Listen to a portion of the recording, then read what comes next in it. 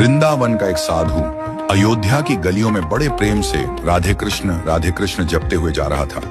तभी अयोध्या का एक साधु वहां से गुजरा। उसने यह सुनते ही कहा, अरे भाई, जपना ही है तो सीताराम जपो, ये टेढ़े का नाम क्यों जपते हो? वृंदावन वाला साधु यह सुनकर भड़क गया और बोला, जरा जुबान संभाल कर बात करो।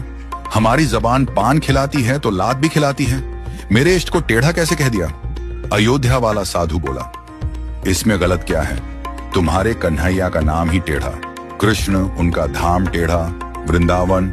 और वृंदावन वाला साधु बीच में बोल पड़ा, चलो मान लिया नाम और धाम टेढ़ा है, पर उनका काम भी टेढ़ा है, ये तुम कैसे कह रहे हो? अयोध्या वाला साधु मुस्कुराकर बोला, तो सुनो, यमुना में नहाती गोपियों के कपड़े चुराना, रास रचाना, माखन चुराना, ये कौन से सीधे लोगों के काम हैं? और सच बताऊं, आज तक मैंने उन्हें कभी सीधे खड़े नहीं देखा। यह सुनकर वृंदावन के साधु को बड़ी बेइज्जती महसूस हुई। वह सीधा बिहारी जी के मंदिर पहुंचा, अपना डंडा और डोरियां पटक कर बोला, इतने सालों तक खूब उल्लू बनाया लाला तुमने, ये लो अपनी लखुटी कमरियां और सोटी भी।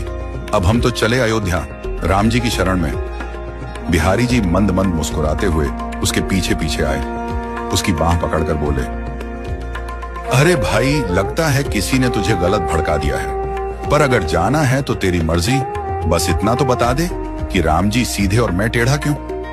इतना कहकर बिहारी जी कुएं की तरफ नहाने चल दिए। वृंदावन वाला साधु गुस्से में बोला, नाम टेढ़ा कृष्ण, धाम टेढ़ा वृंदावन, काम सारे टेढ़े।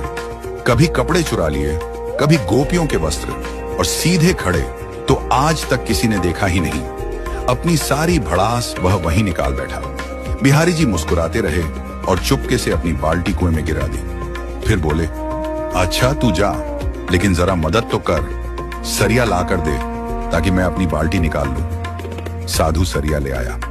श्री कृष्ण ने उससे बाल्टी निकालने की कोशिश की, पर सफल न हो सके। साधु हंसकर बोला, अरे इतनी अकड़ नहीं है क्या? सीधे सरिये से भला बाल्टी कैसे निकलेगी? जरा सरिये को टेढ़ा कर फिर देख, एक बार में बाल्टी निकल आएगी। बिहारी जी मुस्कुराकर बोले, देखा, जब सीधेपन से एक छोटे से कुएं से एक छोटी सी बाल्टी नहीं निकल पा रही, तो सोच, इतने बड़े भवसागर से तुम्हें कैसे पार लगाऊंगा? आज का इंसान तो पापों के इस गहरे सागर में डूबा है, और उसे निकाल पाना मेरे जैसे टेढ़े के ही बस की बात है। यह सुनकर साधु की आंखें भर आईं, उसके भीतर का भ्रम टूट गया। वह गदगद होकर बिहारी जी के चरणों में गिर पड़ा और आंसुओं से भीगा स्वर में जपने लगा, राधे कृष्ण, राधे कृष्ण।